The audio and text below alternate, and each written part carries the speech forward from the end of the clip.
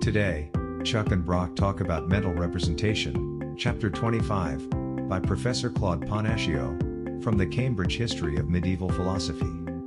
This is Generous Theology. All right, Chuck, what a beautiful day. And if I may start it off this way, what a beautiful day to talk some more about philosophy. And if I can get even more specific, it's a beautiful day to talk about medieval philosophy. And in particular, Chuck, we have been working through chapter 25 in the Cambridge History of Medieval Philosophy. And this is a chapter on mental representation by Professor Panaccio, Claude Panaccio. And the first thing that the professor reminds us is the important distinction in the medieval period, the thought life between what is inside of the mind and what is outside of the mind. And so here we're talking about the concept and the idea, Chuck, that there, in some sense, there's not only an ontological universe of what is, there's also a perspectival, internal, subjective universe. We could say, at the risk of controversy, inside of us, or maybe inside of our mind, or inside of our brain. The more specific we try to get, perhaps the more controversial it is. But it's this idea that, Chuck, there's almost an entire universe inside of the human mental space, the human thinking thoughts, taking the data from the ontological underlying reality, building things, building images, building propositional truths, building narrative structures, and in our own mind, generating the kind of reality, let's maybe call it a representation here, as the professor calls it, or we could call it an image, we could call it a database, we could call it several things here. So the idea right up front is that unlike some of the narratives that I grew up on, modernistic narratives, which sort of suggested that nobody really thought about these things prior to Kant, we have ample evidence in this chapter that the medievals really took a lot of care in thinking about both what was inside of the mind and the underlying reality outside of the mind that these mental representations were supposed to represent. And so we have some ideas. We have ideas about propositions. So these are true or false statements that are in some sense meant to cohere and correspond to things in reality. So Chuck, I can tell you about what it's like on my balcony, and you have maybe never seen my balcony, but if I communicate with my words enough, perhaps you can even construct a picture or a set of facts, a database, or some list of narratives that in your mind delineate or represent what it's like, the underlying reality of my balcony. And so really, wow, what a powerful thing for humans to be able to do. And some might argue, and I would find it difficult to disagree with them, some might argue that this is where all of the speciality in the human animal is in comparison with other animals. As far as we know, and of course we don't know everything, but as far as we know, there's no animal that has such an in-depth and involved mental life. If animals do make representations mentally, it doesn't seem in general, for most cases that we're aware of, that they are doing it volitionally or willfully, so much as perhaps instinctually. And yet, so there's something special here with the human animal that we're talking about. And so the first idea, is it even possible for us to look at ourselves and come up with a model for understanding how we ourselves piece reality together in our minds? And so a little bit of humility is required, because we really have to ask if this is even something that can possibly be done, and under what conditions. So that's just a really long way of saying, when can we really have knowledge? And so the medievals were just going for the heart of the matter here. And instead of thinking of them as ignorant, unlearned, unable to manifest very far into this space, I think the professor gives us great reasons to believe that we've got something special in our nature, in our makeup. And so that's just, again, a quick overview of things. Chuck, let me just throw it over to you to react and reflect upon that. Yeah, it's interesting. You mentioned that there is this trope that before Kant, people didn't really think that deeply about these. And I was thinking about that, and obviously we've seen that that's not true, just even from some of the things that are written by many of the contemporaries at that time. But I was just also thinking about what are the common sense things that we often think about that often intrigue people when they think about philosophy and philosophical questions. And there are some things that get into that, like preference. Today, my wife made chicken and rice for dinner, and it's one of my very favorite meals, and I think it's one of the very favorite meals of everybody in my family. So my sons were over, and they had it too, and my wife did as well. But one of the things that she did is when she made it, she made sure that, first of all, even though it was made mostly with chicken thighs, she threw in a chicken breast because she likes chicken breast better than chicken thigh. And then two of the thighs, she made sure to take the skin off of first rather than keeping it on because one son hates chicken skin and wouldn't eat it with skin on. And then the rest of it, my other son and we like the chicken thighs and we like it with the skin on. And I was thinking, we all have preferences, right? Whether it's taste or whether it's visual or music, all sorts. And that preference must come from somewhere. There must be some kind of perspective that is in our minds that in some way, what other way might we explain why one son can't stand chicken skin, why one member of the family really just prefers chicken breast, chicken thighs. Why is that? Or why, when my wife painted our kitchen yellow and 2 weeks later she painted it a different color because she didn't like it, and I said, "Why'd you do that? I thought that yellow was perfect." Is it that we're seeing things differently? Is our internal universe so different that maybe I see yellow in a way that she doesn't? Or what is it? And those kinds of questions, I think, intrigue people. And clearly, in the Middle Ages, people had to have thought through those kinds of things.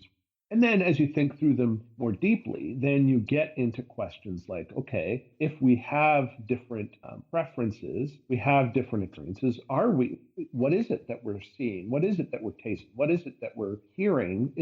Are we merely experiencing the image itself, the item itself, or is it some sort of emanation from that item? Or is it something that we've created in our mind to interact with those things? And these are the kinds of things that are being thought about by these thinkers and these theories of species and an intellectual act and making up these mental representations of things. Obviously, it goes beyond just simply thinking about preferences, taste, and color and those kinds of things. But in a way, we can see why it's presumptuous for moderns to put down the medievals and say, oh, they never really thought about it. Maybe they thought about it differently than we do because of the background knowledge that they have and the things that were important. And we do see that there are certain theories that take more importance at certain times in history. But yeah, it is a good reminder that we stand on the shoulders of giants as we look forward, and we rely on those shoulders for us to see and understand and discover the things that we do. And second of all, that those folks were pretty brilliant people too.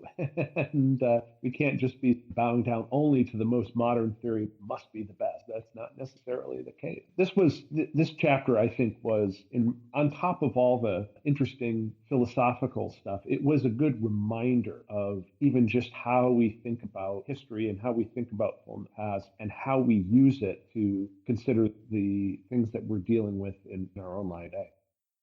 The chapter in the second paragraph on page 346, the professor says, the ultimate stake here is the human capacity for reaching truth. Now, following Aristotle, truth and falsity are thought of as features of proposition. So we talked last time about propositions. So these are statements that are true or false about reality that are meant to be reflected in the mind to account for our understanding of them. And so the two main ideas, of course, that typically come to the average person when they think about proposition is that it has to correlate to reality and then it has to cohere within reality. Earlier, we were talking about my balcony. And if I said, Chuck, that I have a tomato plant on my balcony, and I described this beautiful tomato plant and could give you a beautiful description of the fruit it has yielded and how I've watered it and taken care of it, at the end of the day, if that description doesn't actually correspond to a real tomato plant, then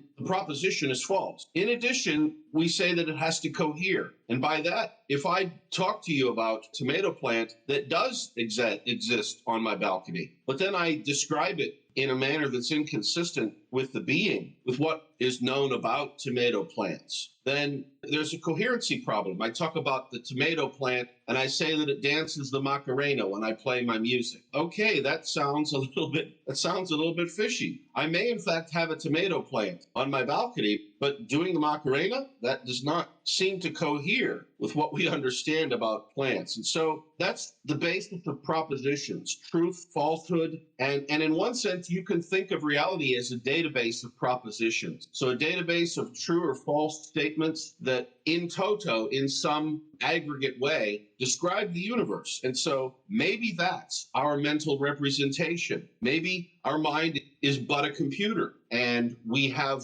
lists of true statements and lists of false statements. And when we query over that database, we consult the truths, we consult the falses, and then we make evaluations about the state of reality. But I would throw out to you that there are at least two other areas of abstract objects that need to be considered here. And so the first one would be imagery. So take your favorite painting, or perhaps take your favorite interlude from a musical recording. So for a painting, think of the scream, that famous painting of that person in that screaming pose. Or maybe think of the Mona Lisa. That's very often a typical painting. Is it fair to say that the scream is merely propositional, that my mind somehow stores merely truth statements about it? Or even if we take the truth and false thing to the next level and think of, for example, a digital format, the way that the scream, for example, might be digitally stored as an image on my computer. Even if I have that degree to it, it seems intuitively that it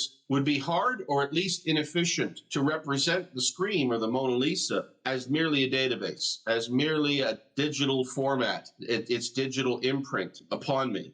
So we have to think about images. In addition to that, there is the feeling, or there is the tone, there is the timbre, and we get into all of these sort of subjective aesthetic terms that talk about the impact or the stimulation that piece of artwork has upon us. So some people can look at the Mona Lisa and see the beauty. Other people can look at the scream and can receive an impression of that feeling that that character in that painting is communicating. So we have, in addition to propositions, we seem to have images, for lack of a better word. And then over and on top of that, as a third category, I would throw in that we have narrative structures. We have what things mean. And so here, this requires a special level of interpretation that perhaps, and I'm going to throw this out here in an arguable sense, that perhaps this is where the human animal and our internal universe really comes into its own, is in the application of meaning. So think of yourself reading a book, for example. Let's take The Tale of Two Cities, the novel by Charles Dickens. It opens up and says, it was the best of times, it was the worst of times. So what is that communicating to us? It's something more than just a proposition, right?